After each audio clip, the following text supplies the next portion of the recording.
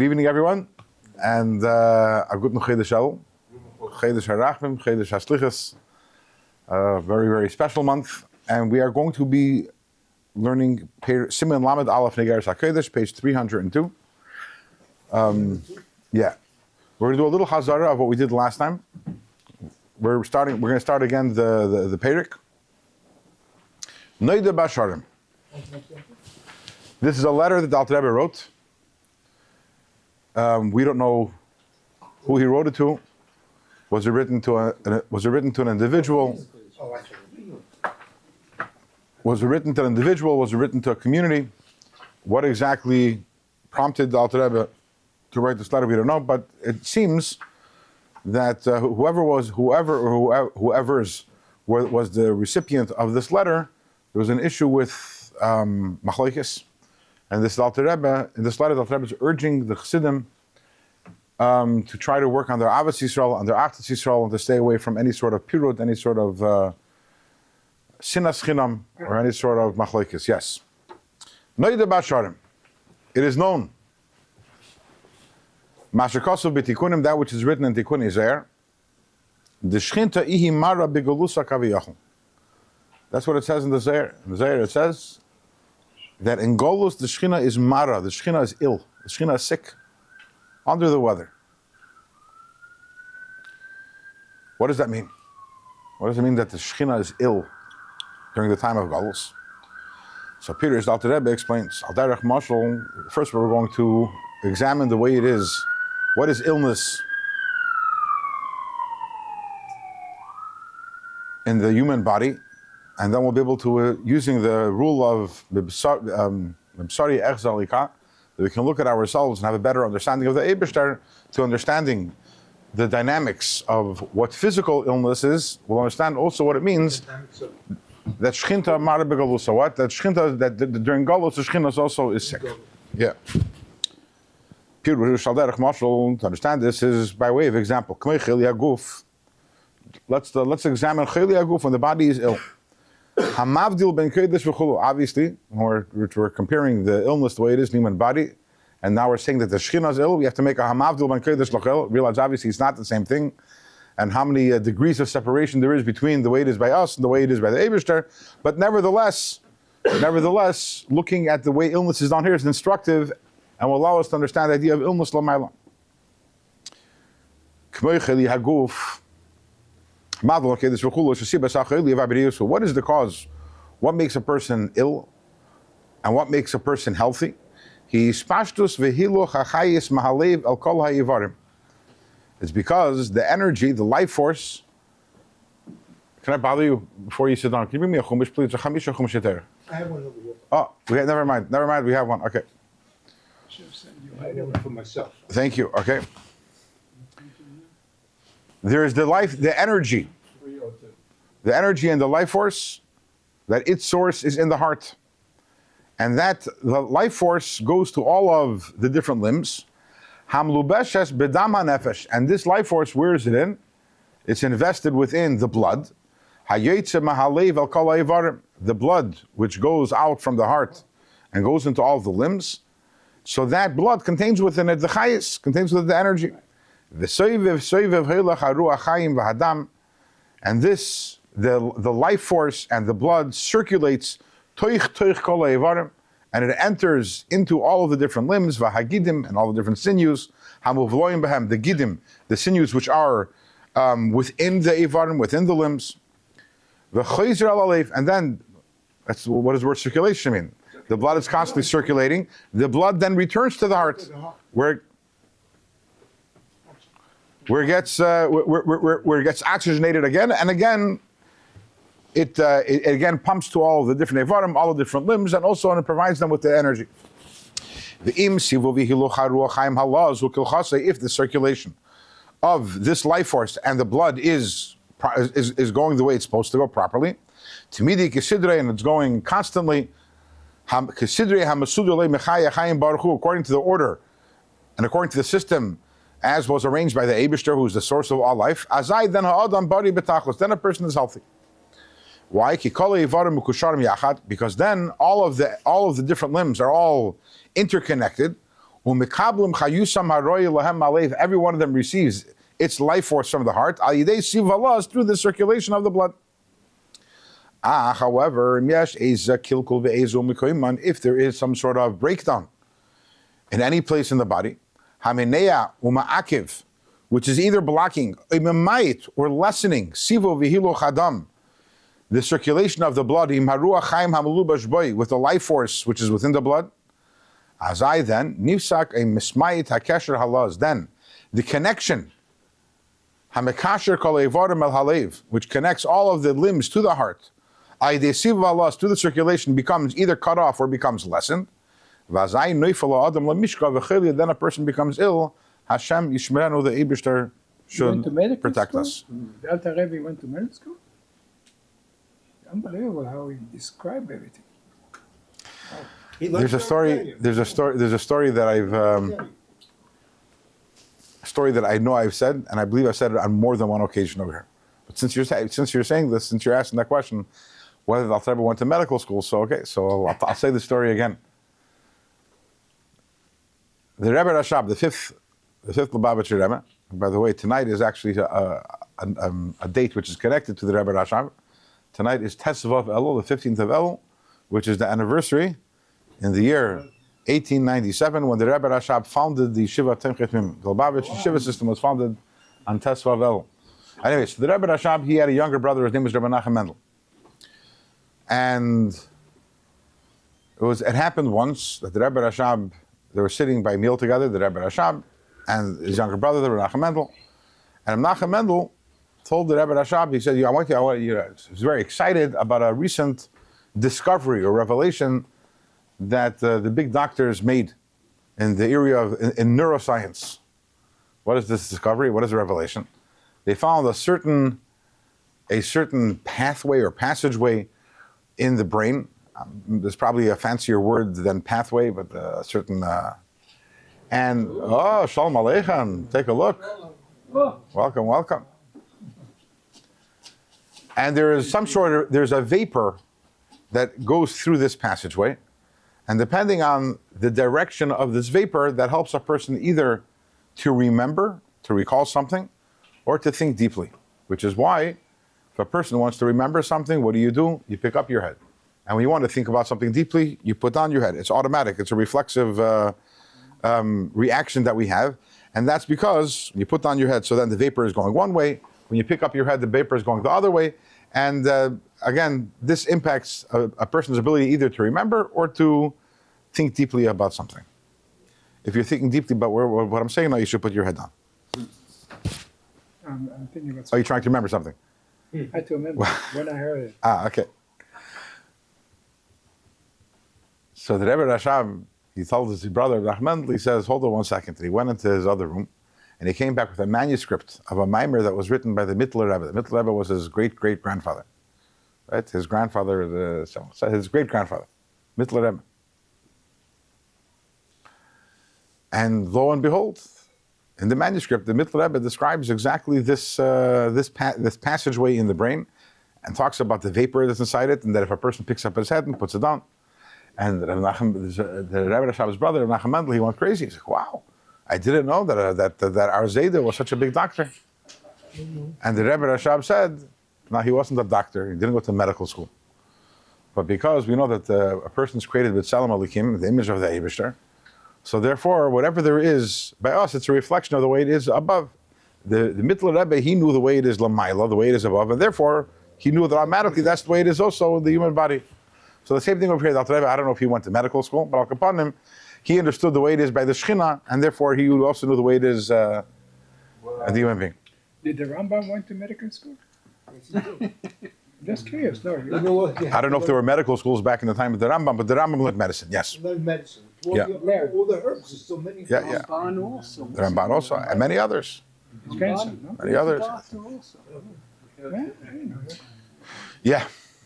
Thank you. We have in Alter Rebbe writes it in Perek Zayin of Tanya. At the end of Perek Zayin, Alter Rebbe writes that, Perek Ches, he's talking about learning Chachmas Chetzonius, secular studies. He says that a person's allowed to do it if if a person knows how to use it for Avodas Hashem or for his Torah.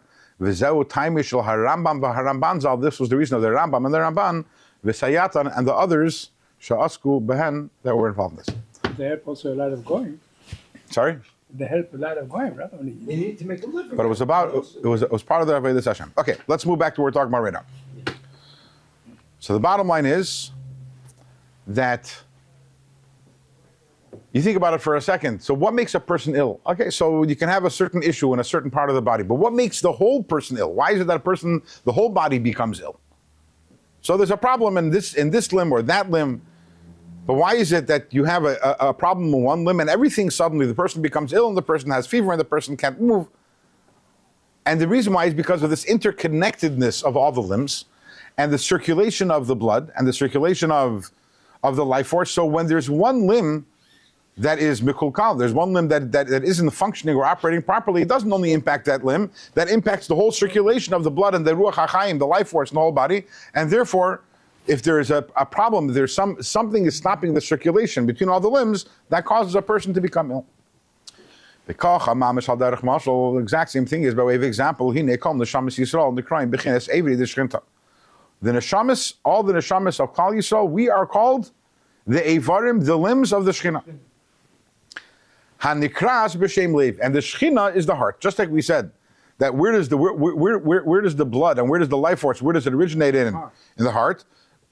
And that's from there it circulates to all the limbs. The neshamis of all of Klal Yisrael, we are the limbs, and the Shekhinah is the heart. Kamei Shekosov, as the Pasuk says in Tehillim, Vitzur levavi. We talk about the Eibishter, we say Vitzur levavi, which the simple meaning of Tzur levavi is the rock of my heart. But the way the Alter Rebbe is learning here, Tzur levavi, Hashem is my rock, and levavi, Hashem is my heart. The Shekhinah is our heart. So why, when we're saying here, Avrim of the Shekhinah, the limbs of the Shekhinah, we know the Eibishter has many different names. Why are we talking about specifically the Shekhinah? Why don't we say the Avrim of the limbs of Elikim, or the limbs of Yudke Vavke? Because, as the Pasuk says, V'shachanti b'soichem, that the Eibishter dwells amongst us. Pirush kiloshin shchinahu. What is the idea of the Shekhinah? The Shekhinah is that part of Hashem, that energy from Hashem. Hushair havaya sheichin ba'elam is biyah, the energy of Hashem that enters the system of worlds, the worlds of Bria, Yitzira, and Asiya, la'achyoisem, to give them life. So the Shekhinah, when we talk about the Shekhinah, we're not talking about the essence of Hashem, we're talking about the energy of Hashem, which is sheichin, which comes and dwells within the worlds. However, so Ebazoi, one second. So if the energy of Hashem, of the Shekhinah, is within all the worlds, so why are we saying that the neshamas are the limbs of Hashem? We should say that all of creation is the limbs of Hashem, because the energy enters all of creation. The Rebbe says,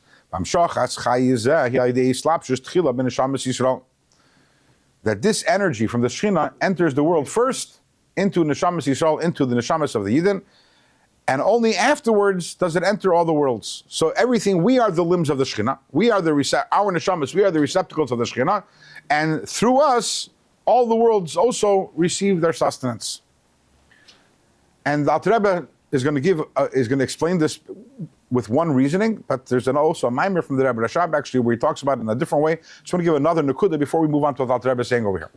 Something which we know is that Bereshis bara Elikim. In the beginning, we say in the beginning Hashem created, but the word Bereshis, as Rashi in the Medrash tells us right away, that Bereshis is Beis Reshis, that Hashem created the world for the two Reshises, the two beginnings, and they are Torah and Klal Yisrael. Which means that why did Hashem create the world? For the Yidden. This is something we've spoken about on many different occasions. It's not that Hashem says one day, woke up and says, you know what, I want to create a world. Okay, I'm going to create a world. And then in the world, we should have people in the world. Then, you know what, if I'm already going to make people in the world, I'm going to make one of the nations, I'm going to choose them to be my nation. In that system, so what comes first? The worlds comes first, and the Yidden come afterwards. No. The first thing is that there's Yidden. Hashem said, I want to have Yidden. What's the Yidden much later on in time? Hashem said, and then, but what? To have Yidden, I need to have a world. So the world was created for Klal Yisrael. For Klal Yisrael. And by the way, Klal Yisrael even more than Torah. There's a famous Medrash, Tanya Eliyahu, where it says where Eliyahu Navi says that of the two, of Torah and Klal Yisrael, Machshavtan Shal Yisrael Kadma L'Chol Davar, Yidden are even before Torah. Yidden are higher even than Torah. So you're saying, but the world came before the Yidden. And that's what we say, Seif Ma'asav Machshavat Tchila. Right? That's the whole point. We're not talking here about what comes first and last in actuality. We're talking about conceptually. Conceptually. For example, okay? So let's say a person, a bacher, not married yet. And one day he's walking in the street and he sees a sale on kapatas. He's Lubavitcher. He's like, oh, you know what? Let me get a kapata so that when I get married, I have a kapata already. So he goes and buys himself a kapata. Then he gets married. So what comes first, the kapata or the marriage? The marriage. No, the marriage. Thinking to Conceptually get was married. first. That was the most. It's not that he was like, oh, I want to have a kapata. And then he was like, oh, I want a kapata, so you know what? So I'll get married. The motivating. Right? The concept in his mind is because I'm getting married, therefore I need a kapata. He actually bought the kapata before he got married. That's actually how it played out. But that's not actually the way...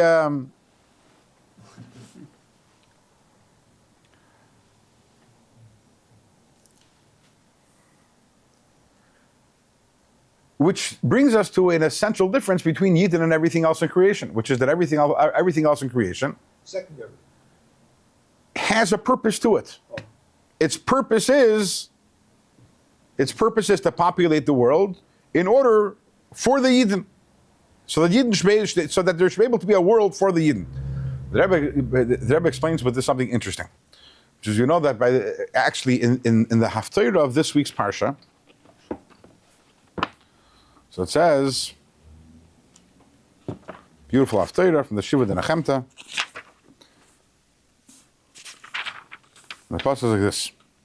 Talks about how the Goyim, when Mashiach comes, the Goyim will be serving the Yidden.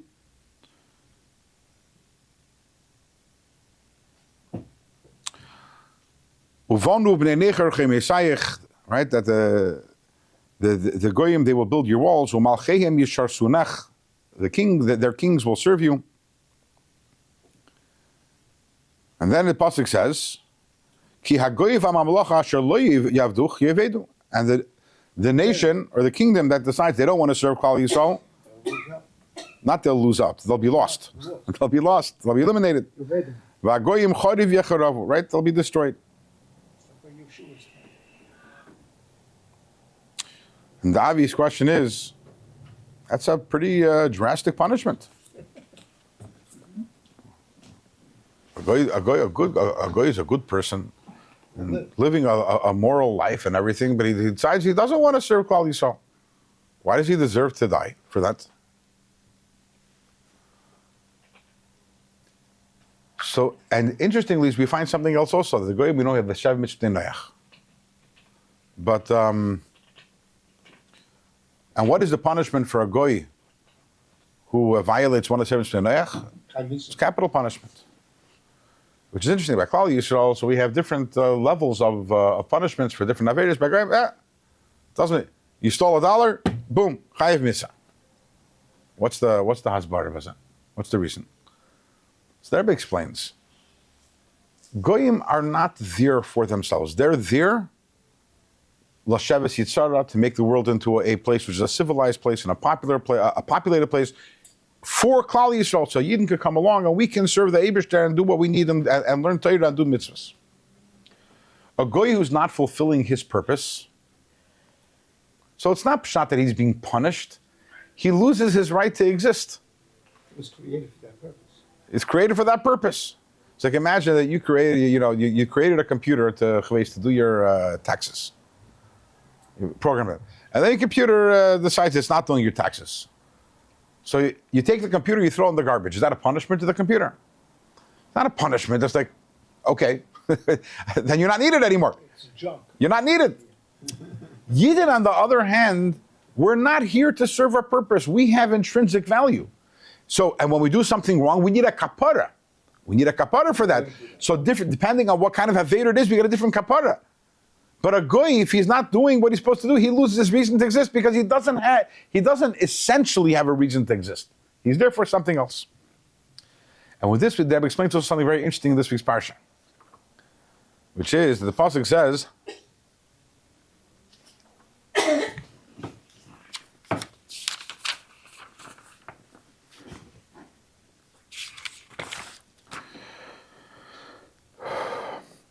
says, "V'Hashem hemircha hayoim liyesh leila am segula, kasher dibralach." The Eibishter hemircha, the Eibishter made you great, that you become His am segula, His treasure nation, kasher dibralach, as the Eibishter spoke about you.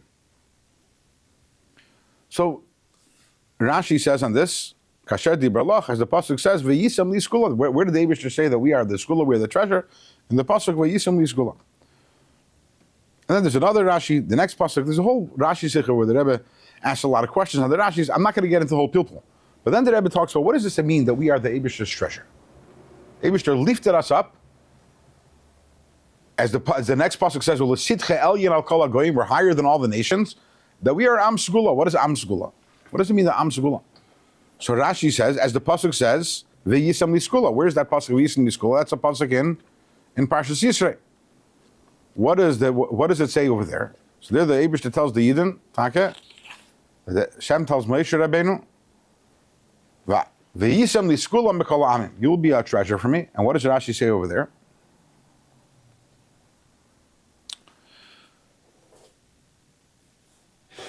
Skula oitzer chaviv, a precious treasure, skulas malachim, like the treasure of a king.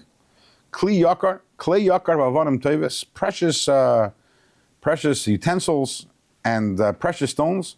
Shamalachim goinzim oisam, that the kings they hide them. What do you mean they hide them? They store them in their, they conceal them in their treasuries. Kach atam tili skula, the same thing as you, Klal Yisrael will be my treasure. It's kind of interesting. So we are like a treasure that the king hides. You ever thought about that? Why is David start hiding us? What does that mean? That's what Rashi says. Oitzer yakar shamalachim goinzim meisam. And Bechal, think about it for a second. The king has jewels. The king has diamonds. So some of the jewels, let's say he puts in a ring. Some of the jewels he puts in his crown. And those jewels have a function. What is their function is? They add to the majesty of the king, and when people see the king, it adds to the awe and the splendor. But then there's those diamonds. And by the way, the most precious diamonds are sitting? In a safe. Somewhere, hidden somewhere. What is their purpose? And the Rebbe says,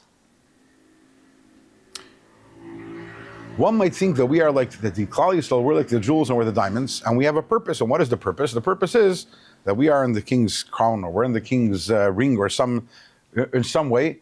And this way we have a purpose. The purpose is to increase the glory of Hashem. The Rebbe says no. We are like the diamonds that are hidden in the safe. We serve no function at all. Think about that for a second. The diamonds that are hidden don't serve any function. They're what? The king enjoys them. The king takes pleasure in the fact that he has diamonds. They serve no use whatsoever, and nevertheless, the king is mishtashea. The king enjoys them. Everything else in the world, again, they're there because they have a purpose, a function, and a use. Klal Yisrael, we have intrinsic value. The Eibishter looks at us like a treasure. He can hide us away in the storehouse, and he still enjoys us. So this is a essential difference between Klal Yisrael and everything else. And that's what we're saying over here. When Alter Rebbe says that we are the Ivarim of the Shekhinah, the life force of the Shekhinah comes into us, and through us it goes to the rest of the world. Why? Because we're the purpose of it all. When Hashem wanted to create the world, that's because of us. So the attention of Hashem is on us, and all the energy of the Shekhinah comes into us. And then through us, just like because of us, Hashem created the world and everything else. So through us, everything else also receives their energy. But we are the Ivarim. Klal Yisrael, we are the Ivarim of the Shekhinah. We are the limbs of the Shekhinah because we are the original Kavanah. That is one point. Then the Alter Rebbe says another idea. Lefi, because, first word in the line. Lefi shekol nevroim ein arech lehem ala beiri yizbarach. All other creations, there's an ein arech. There's an infinite, what? Sorry? It has no value to him. Ein Areich doesn't mean no value. That's Ein Erech. Ein Erech. That doesn't mean something. Areich means no comparison. Oh, I thought. Ein Areich lahem al abedi yisbarach. They're on a different scale. Comparing creation to Hashem, there is no good translation for Ein Areich, but it's like a quantum leap. The kula kamei kula mamish chashivin, and all of creation is nothing to the Eibishter. Therefore, they cannot receive energy from the energy of Hashem. To be able to be created something from nothing, and they should be able to live and exist. Only by way of we are the intermediary, we are the neshamas. Why? Because neshamas, as opposed to everything else in creation, which is created not through Hashem's machshava, but everything in creation was created through Hashem's Dibur. Basar, very good. Basar mamaris nivra elam, the 10 utterances. And Dibur, by the way, when you talk about speech, the whole point of speaking is that I speak to someone who is outside of me, as opposed to thought, which is internal. All of the worlds come from Hashem's Dibur because they are outside of Hashem. Klal Yisrael, it says, Yisrael, alu b'machshava, we arose in Hashem's thought because we are one with Hashem. V'kadmul b'riyas elamus, we, neshamas, come before the creation of the world. Sha'idei b'chinas hadibur, the world which was created through Dibur. K'maymer Azal, as Chazal tell us, when the Eibishter wanted to create, was thinking of creating the worlds, who did he ask advice from? It says, Neshamas shel tzadikim, he went to Neshamas of Klal Yisrael and asked advice, which means that Neshamas of the Yidden who were around before the creation of the world, as is known and explained elsewhere. Yes, Sheldon. It says that he asked the angels, not That also, you know, he he spoke has to the the angel. angels whether he should create man or not. Right. But this is a medrash. But Minim Lach HaKodesh Baruch Hu was not the Alter Rebbe's Chiddush, it's a medrash. So it's a shayla. So you're asking a good question. That the medrash tells us that who the Eibishter consult with about creating the world was neshamas of tzaddikim, and then it tells us that he asked the angels about Nasa Adam. How do you reconcile these two? It's a good shayla. It's a good question. But just because we have a question doesn't change reality. The medrash tells us. That's what the medrash tells us. But this machshavtan shal Yisrael kadmol chol davar. There's no question that Yidden come before angels. The Eibishter didn't think first. They thought of creating us and then angels. So at the end of the day, Taka, we were created afterwards in actuality, and maybe the Eibishter wanted to make the malachim feel good by asking them. But ultimately, we come well before the angels. So what do we have? We have over here, again, is that the Shechina is the leiv, the Shechina is the heart. And all the energy of creation enters the Eivarim, the limbs. And who are the Eivarim? The Eivarim are the Neshamas of Klal Yisrael. And through us, through the Neshamas of Klal Yisrael, all of creation gets the energy. Now, interesting, V'noida Bashardim also is known, Ki kol hamshachas hachayis v'ashpa, Belyinim l'tachtoinim. Whenever we're talking about the energy coming down from the higher worlds to the lower worlds, from the higher worlds to worlds that are lower than them. It is, as it says in the Sefer Yetzirah, no, it's tchilasan v'seifan v'seifan b'tchilasan. No, Sassan, you ever heard this? No, it's tchilasan v'seifan v'seifan b'tchilasan. No? It's a famous line from the Sefer Yetzirah, which means the beginning is wedged in the end, and the end is wedged in the beginning. What would that mean then? That's, by the way, you ever went to Asiyum and heard a hadran? What is a hadran? I shall return. What? No. Not return. What is usually done in the hadran? People are usually connecting the beginning of the Masechta to the end of the Masechta. Why is that? Because not Tchilas and B'Seif, the beginning is always wedged in the end. There's a connection between the beginning and the end. But the question is, one second, that's no Tchilas and B'Seifan. What is B'Seifan B'Tchilasan? Isn't this a redundancy? If the beginning is wedged in the end, then obviously the end is wedged in the beginning. So the Kisvei Arizal, and that's the way it's written in the Sefer Yetzirah. In the writings of the Arizal, Mechuna, this is called B'Shem Ir Yashar V'Ir Chezer. There's the light that comes directly, and then there's the rebounding light. As the pasuk says, "V'Hachayis Rotzi V'Shreiv." This is a pasuk which talks about the Merkava. Literally means the Chayis, which are the Malachim, they're running back and forth. But V'Chayis can also mean the Lashon Chayis, the energy. The energy is going back and forth. What does that mean? Just like Anyone here knows electricity? Anyone here is you know a little. You're the engineer, right? Sorry. Yeah. AC. It could be DC. But you must have to call a complete circuit. Somebody fragen a shayla. When you have a wire, yeah. When you have a wire, electricity goes through the wire. Which way does it go? Both ways. Goes both ways.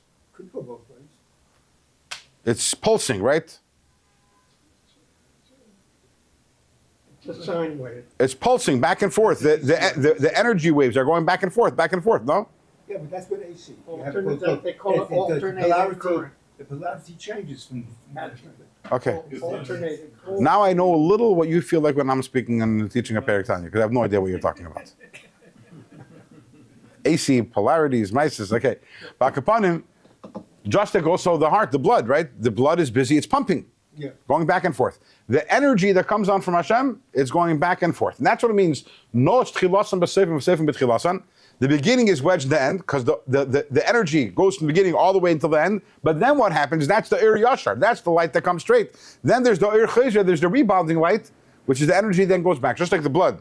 The heart pumps it and then it comes back. The same thing is also the energy that comes from the Eibishter, it's pulsing. It's back and forth, back and forth, back and forth. Doesn't that depend on our acts, our mitzvahs? In other words, by doing a mitzvah, we're elevating that particular thing that we're making bracha.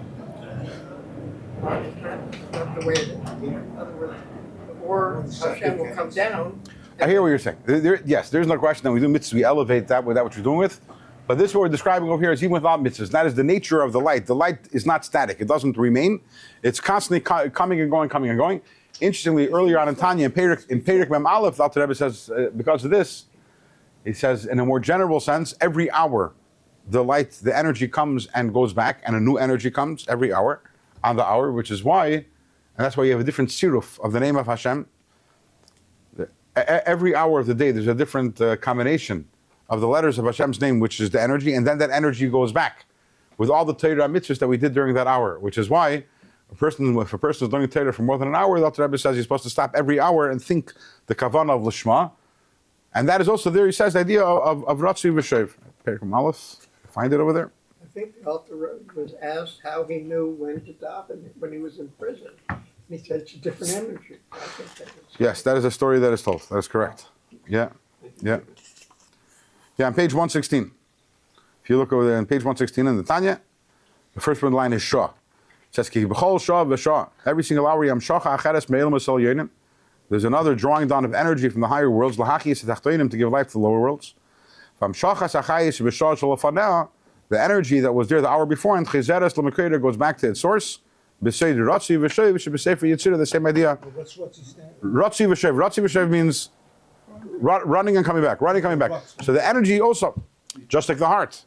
And that's the point over here is going to be, the Rebbe is going to bring out is, we're saying that the Shechina becomes ill when we're in Galus.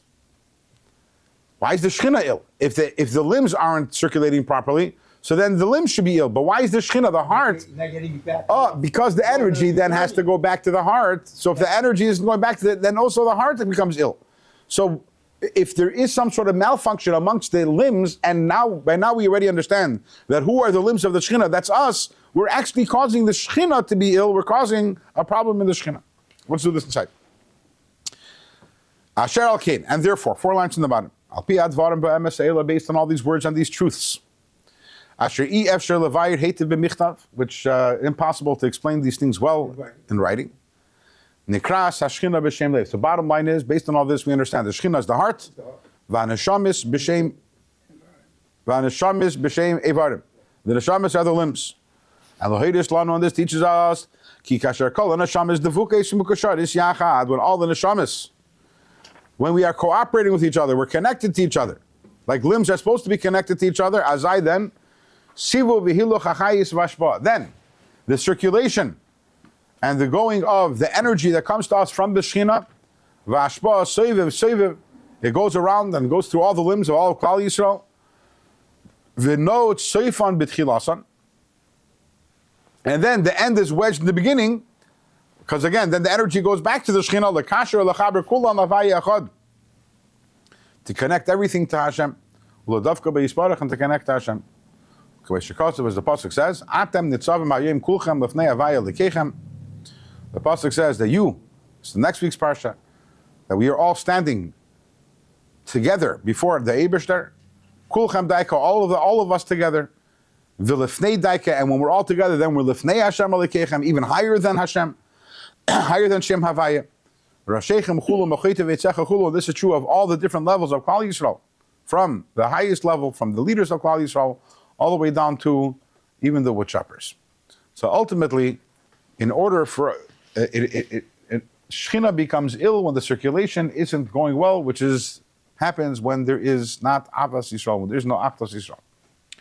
With this we understand the statement of our sages, that the Churban of the second Beis HaMikdash, when the Filas Yisrael begalos, and the fact that the Yidden fell into Galus, the fact that the Shechina left us, so to say, and at the same time also went down into Galus, but Bechin is Galus and Edem, Kaviyachol, Hakol Haya Ba'av and Sinas Shechina Mapirud Levavis Rachman al-Islam. What caused the Galus is Sinas Shechina, and now it makes sense. Because the Galus, because Sinas Shechina is, as we said, is what causes the Galus of Shechina. Galus of Shechina means when the Shechina is ill, because we're not getting along with each other.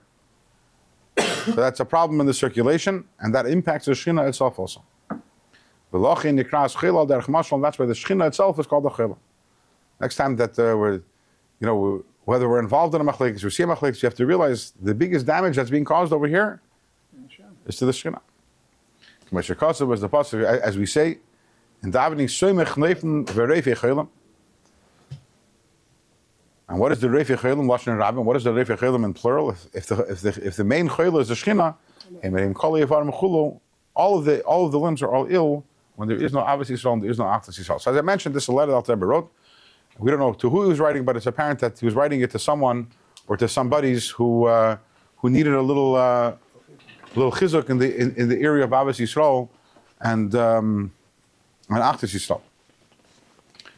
And ultimately, besides for the fact that we're saying over here is that this impacts the Shechina, but it's a new understanding, realizing that we're all one taki, we're all one body. And each one of us, all of us, are the limbs of a certain body and of the larger body of Klal Yisrael. And when there's a problem with someone else, it's a problem with me also. I can't receive my energy from Hashem properly if I am not connected with every single other Yid, because I rely on all the limbs. It's like, imagine the thumb saying, "What do I care?" So there's a blood clot in the toe. I'm not the toe, I'm the thumb. Stupid thumb. You don't take care of the blood clot in the toe, what? It's all connected. It's all connected, right? I would say we're all connected. New York telephone, right? It's all Klal Yisrael are all connected. So all of us is connected, and ultimately at the top of the line is the Shechina, and it's also connected to us. And whether or not we have Avos Yisrael, Achdas Yisrael also impacts the Shechina. What's the Eitzah? The Eitzah start having Avos Yisrael. But there's so many people don't have it. How do you reconnect everybody? Do you have Avos Yisrael? As much as I can. Can you do better? Yeah, maybe to deal with people that are. Can you do better in Avos Yisrael and Achdas Yisrael? It's a yes or no question. Yes. So you ask what you can do. There you go. That's the answer. And everybody would do the same. That's it. Yeah, but how do you get everybody else to do it? You speak to them. Tell them. Yeah, We must fear. millions and millions of people. Scream at them. So you like to do that? Scream at them. Scream at all those evil people who don't have Avos Yisrael. Ruben, you're detecting the irony in my voice or no? The sarcasm? You can scream at whoever you want, as long as it comes from an incredibly intense love for them. And they should feel that. And if they don't feel it, then scream at yourself. And you don't have to be a Chabadnik to do that. But then if you scream at them, you're making a machlokes. That's even not bad. That's if the screaming is coming from the wrong place. How do you determine that? The first thing you do is you hug them. What? You give them a hug. That's before the screaming. Yeah, sounds like. And it's more effective than the screaming. And to give them a hug, you have to work on yourself. You should have more Avos Yisrael. So you want to know how you start healing the issue is by start having Avos Yisrael. The Rebbe says that in Hayom Yom, in today or yesterday. He says, rather be a perfumer than a tanner. Spread perfume around. Yeah, that was That's today. in the That's Hayom today's Hayom. Right? That's in today's Hayom. Yeah, today's Hayom. I think that's safe over there. Yeah, That but we one read on on the Gimme. Sunday. We read it every day, but Something on Chayelul. So in this week's parsha, something interesting. Parsha begins with the mitzvah of Bikurim. V'hoya kisavi el haaretz, he come to land. V'yirishta v'yashavta ba. And Rashi says on this that what does it mean? That the Yidden were only chayiv to start bringing Bikurim after Yerusha v'yeshiva. You know that it took 14 years for all of Klal Yisrael for them to conquer the whole Eretz Yisrael. 7 years to conquer Eretz Yisrael, then another 7 years it took them to divide the Eretz Yisrael. And the Chiyuv of Bikurim didn't begin until after Yerusha v'yeshiva. And the Rebbe speaks about this in the Sikha, and the Rebbe asks, we know that the mitzvah of Bikurim, the concept behind the mitzvah of Bikurim is the idea of HaKodesh HaTov, of being thankful for the Eibishter. That a lot of times there are things that we take for granted. HaKodesh HaTov is not an easy thing. Usually we realize how thankful we should be for things when we don't have them, and then suddenly we appreciate it. They have it every day. Right, but when we have them, we tend to take things for granted. We're not busy taking the Eivishter. So once a year, you didn't have to go to Eretz Yisrael, they had to bring them their fruit, and they had to say a whole nusach. They had to say taking the Eivishter for everything, taking them out of Mitzrayim, bring them to Eretz Yisrael for the fruit and for everything. And although there are other mitzvahs that are connected to HaKodesh HaTov, for example, brachas, we say brachas also is an expression of HaKodesh HaTov, but in terms of a mitzvah which the HaKodesh HaTov is expressed in machshava and in dibur and in ma'aseh, right? You're giving the actual fruit, and you're expressing, you're verbally expressing your thank you to the Eibishter. And obviously that all comes from machshava. So this is something which is at the core of mitzvah bikurim. So it took 14 years for the Yidden to conquer Eretz Yisrael and divide the whole land. But it's not pshat that for 14 years no one had anything, and when after 14 years, now everyone settled their land. Yet certain people already in the first year they conquered and they settled. And second, third, 10th, the last Yidden finished settling the land in the 14th year. So the obvious question is, imagine a person from a Shevet, one of the earlier Shvatim, went and conquered got his field, had a crop. Why shouldn't he bring Bikurim? Why shouldn't he be thankful to the Eibishter? Why shouldn't he express his HaKodesh HaTov? Why is the mitzvah of Bikurim contingent upon every single Yid, wherever they are, settling in their land? It's a very personal and private thing. Hashem gave me something, I have to express thanks. Yovel. What? The Yovel is a set year. It's not a different year for each Shevet.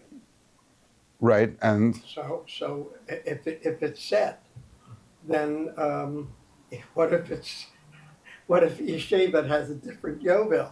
it's not about, this has nothing to do with Yovel. This has to do with a mitzvah that was every single year to bring Bikurim to express the thanks. If I planted my land and I had fruit this year, why shouldn't I go and express my thanks? But that was what Hashem wanted. Well, that's the easy answer. We can always say that's what Hashem wanted, but the Eibishter wants us to try What's the wisdom? have a deeper understanding of it.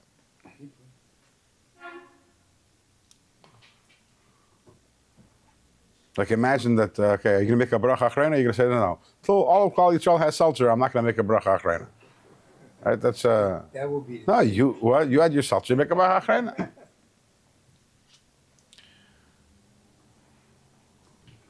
But the Rebbe explains the idea of Bikurim is about thanking Hashem for shleimus hatov.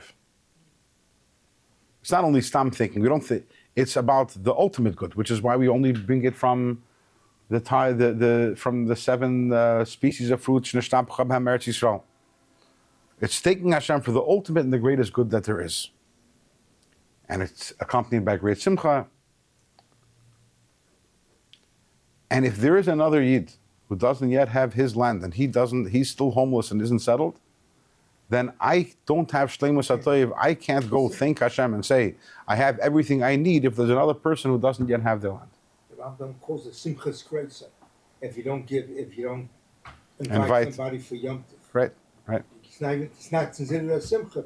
So the same thing over here, and this is really related to what we're talking about over here. And this, right? It's not pshat. There's me, and there's you, and there's you. Okay, and I could be nice to you also because it's not about. It's not when I do you a favor. I'm not being nice to you. We're one.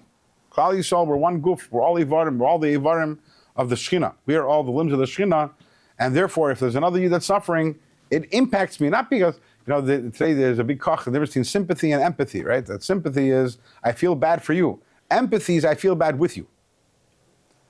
Sympathy is, I feel bad for you, or I feel bad with you. If I feel bad for you, okay, so I can still thank Hashem for what I have. I feel bad for you, but I'm thankful for what I have. But if I feel bad with you, I'm not even taking pleasure in what I have because I'm feeling your pain because we're all fellow Evarim. And we need the energy from the Shekhinah goes to all of us, and I need you, you need me. We're all one, and through that we become healthy. The Eibishter becomes healthy, and then we have the Shekhinah goes out of Gavos. The Shekhinah becomes well, and then we have Mashiach, which is brought about Taka through Abbas Yisrael. Gesund to everyone. Have a good Shabbos. Next week, Emir Hashem. Yeah. Next week, Emir Hashem, we are going to be finishing Kunter Shachar. Iggeres HaKodesh. And what's next? Kunter Shachar. Oh yes, no. I can see you.